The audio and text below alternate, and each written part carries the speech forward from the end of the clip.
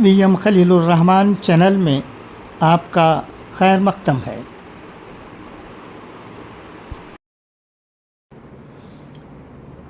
அஸ்ஸலாமு அலைக்கும். தினமணி பத்திரிகையில் வெளிவந்திருக்கும் சில முக்கிய செய்திகள் படிக்கிறேன், கேட்பீராக. பிரதமர் மோடி தென்னாப்பிரிக்கா பயணம். புதுதில்லி.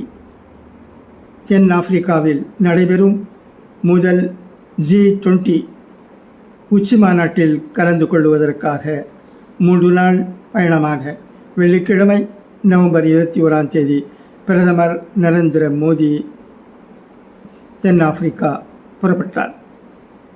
தென்னாப்பிரிக்காவின் ஜோகன்னஸ்பர்க் நகரில் சனிக்கிழமை மற்றும் ஞாயிற்றுக்கிழமை நவம்பர் 22, 23 G20 உச்சி மாநாடு நடைபெறுகிறது. இதில் பங்கேற்பதற்காக பிரதமர் நரேந்திர மோடி 3 நாள் பயணமாக வெள்ளிக்கிழமை நவம்பர் 21 தென்னாப்பிரிக்கா புறப்பட்டு சென்றார். G20 உச்ச மாநாட்டில் பங்கேற்கும் மோடி 6வது IPSA உச்சி மாநாட்டிலும் பங்கேற்கிறார். மாநாட்டுக்கு இடையே பல்வேறு உலக தலைவர்களை சந்தித்து பேச இருப்பதாக தகவல் வெளியாகியுள்ளது. G20 உச்சி மாநாட்டின் 3 அமர்வுகளில் பங்கேற்கும் மோடி காலநிலை மாற்றம், எரிசக்தி உள்ளிட்டவை குறித்தும் பேசும் பிரதமர் மோடி வசுதைவ குடும்பம் மற்றும் ஒரே உலகம், ஒரே குடும்பம் மற்றும் ஒரே எதிர்காலம் என்ற நமது தொலைநோக்கு பார்வைக்கேற்ப இந்தியாவின் கண்ணோட்டத்தை உச்சி மாநாட்டில் முன்வைப்பேன் என்று மோடி தென்னாப்பிரிக்கா புறப்படுவதற்கு முன்னதாக தனது எக்ஸ் பக்கத்தில் தெரிவித்துள்ளார். இன்றும் பல செய்திகள் இருக்கின்றன, தொடர்ந்து படிக்கிறேன், கேட்பீராக. மத்திய அமைச்சர் கலந்து கொண்ட காலநிலை மாநாட்டு அரங்கில் தீ விபத்து, பலர் காயம். பிரேசிலில் உள்ள பெலேம் நகரில் நடைபெற்ற ஐக்கிய நாடுகள் அவையின் காலநிலை உச்ச மாநாட்டில் அரங்கில் நேரிட்ட தீ விபத்தில் 21 பேர் காயமடைந்தனர். ஐக்கிய நாடுகள் அவையின் காலநிலை மாற்ற உச்சி மாநாடு பிரேசிலின் பெலேம் நகரில் கடந்த 2 வாரங்களாக நடைபெற்று வருகிறது. இந்த மாநாட்டில் கிட்டத்தட்ட 200 நாடுகளை சேர்ந்த பிரதிநிதிகள் கலந்து கொண்டுள்ளனர். இவர்கள் நேற்று நவம்பர் 20 புதைப்படிவ எரிபொருள்கள் காலநிலைக்கான நிதி மற்றும் வர்த்தக நடவடிக்கைகள் தொடர்பான பேச்சுவார்த்தையில் ஈடுபட்டிருந்தனர். மாநாடு நிறைவடைய 1 நாள் மட்டும் இருந்த நிலையில் மாநாட்டு அரங்கில் நேற்றிரவு திடீரென தீப்பிடித்தது. உலகின் பல்வேறு நாடுகளில் இருந்து வந்திருந்த பிரதிநிதிகள் உள்பட 50,000க்கும் மேற்பட்டோர் இதனை கண்டு அதிர்ச்சியடைந்து மூச்சு திணறலால் அவதிப்பட்ட நிலையில் அங்கிலிருந்து ஓட்டம் பிடித்தனர். இதனால் அங்கு பரபரப்பான சூழல் உருவானது. காலநிலை உச்சி மாநாடு நடைபெறும் இடத்தில் மத்திய சுற்றுச்சூழல் துறை அமைச்சர் பூபேந்தர் யாதவ் உள்பட இந்திய குழுவில் சுமார் 20 பேர் இருந்ததாக கூறப்படுகிறது. 1000க்கும் மேற்பட்டோர் மூச்சு திணறலால் கடுமையாக அவதியடைந்த நிலையில் அவர்களை பாதுகாப்பான இடத்திற்கு வெளியேற்றும் பணியில் மீட்பு படையினர் தீவிரமாக செயல்பட்டு வருகின்றனர். அரங்கின் நுழைவாயிலுக்கு அருகில் உள்ள புளுலோன் என்றழைக்கப்படும் இடத்தில் இருந்து தீப்பற்றியதாக முதல் கட்ட தகவல்கள் வெளியாகியுள்ளன. இதில் 21 பேர் காயமடைந்து சிகிச்சை பெற்று வருவதாகவும் தீ கட்டுக்குள் கொண்டு வரப்பட்டுள்ளதாகவும் பிரேசிலின் சுற்றுலா அமைச்சர் செல்சோ சபினோ தெரிவித்தார். தீ விபத்துக்குள்ளான காரணம் தெளிவாக தெரியவில்லை. மேலும் இந்த திடீர் தீ விபத்துக்கு மின் கசிவு கூட காரணமாக இருக்கலாம் என சந்தேகப்படுகிறது. இன்னும் பல செய்திகள் இருக்கின்றன, அவைகளையும் படிக்கிறேன், கேட்பீராக. சென்னையில் 15 இடங்களில் அமலாக்கத்துறை சோதனை.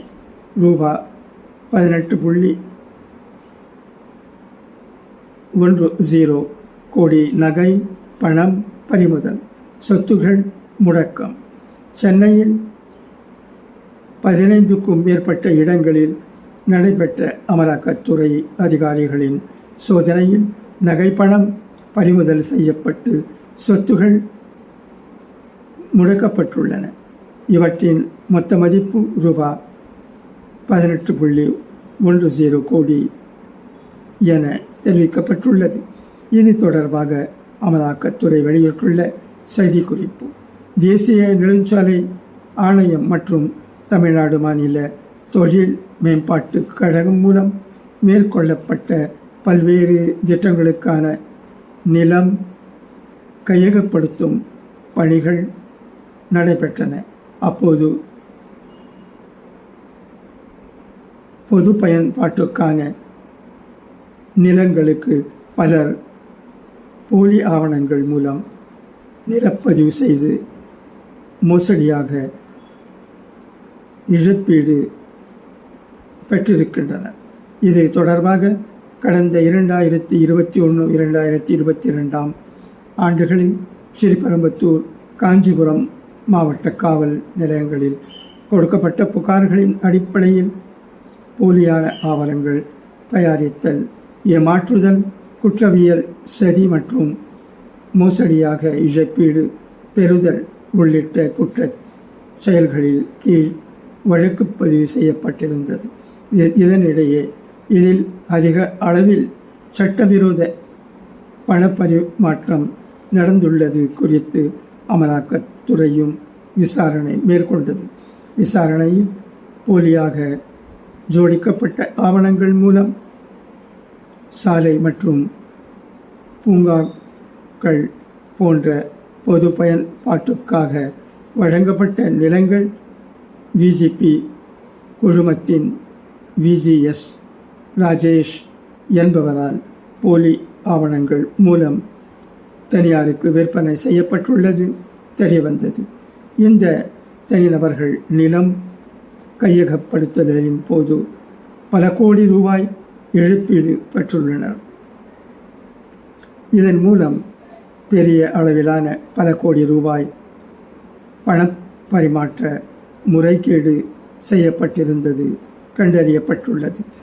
இது தொடர்பாக ஸ்ரீபெரும்புதூர் காவல் நிலையம் மற்றும் காஞ்சிபுரம் காவல் நிலையங்களில் பதிவு செய்யப்பட்ட வழக்கு பதிவுகளின் அடிப்படையில் மோசடி தொடர்பாக சென்னை, காஞ்சிபுரம் மற்றும் செங்கல்பட்டு மாவட்டங்களுக்கு உட்பட்ட 15 இடங்களில் 20க்கும் மேற்பட்ட அமலாக்கத்துறை அலுவலர்கள் நவம்பர் 19ஆம் தேதி விடிய சோதனை நடவடிக்கைகளை மேற்கொண்டனர்.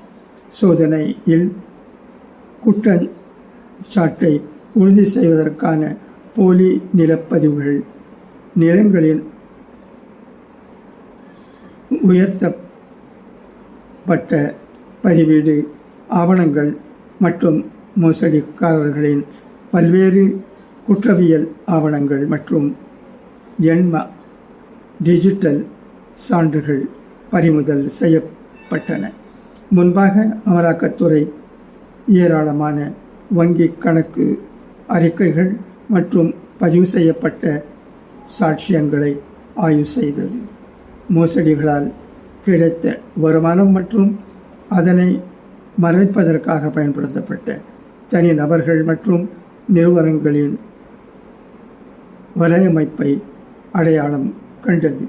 தற்போது சோதனையின் போது பறிமுதல் செய்யப்பட்ட சான்றுகள் மற்றும் பொருள்கள் மூலம் அவை இப்போது உறுதிப்படுத்தப்பட்டுள்ளன.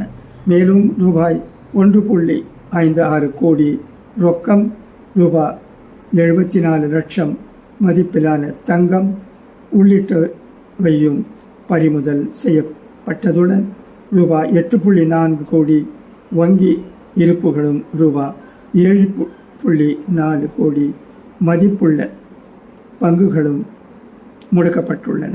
இதன்படி பறிமுதல் செய்யப்பட்ட மற்றும் முடக்கப்பட்ட மொத்த சொத்துக்களின் மதிப்பு ரூபாய் 18.10 கோடியாகும். தொடர்ந்து விசாரணை நடைபெற்று வருகிறது என அதில் தெரிவிக்கப்பட்டுள்ளது. நன்றி. Thank you for your listening.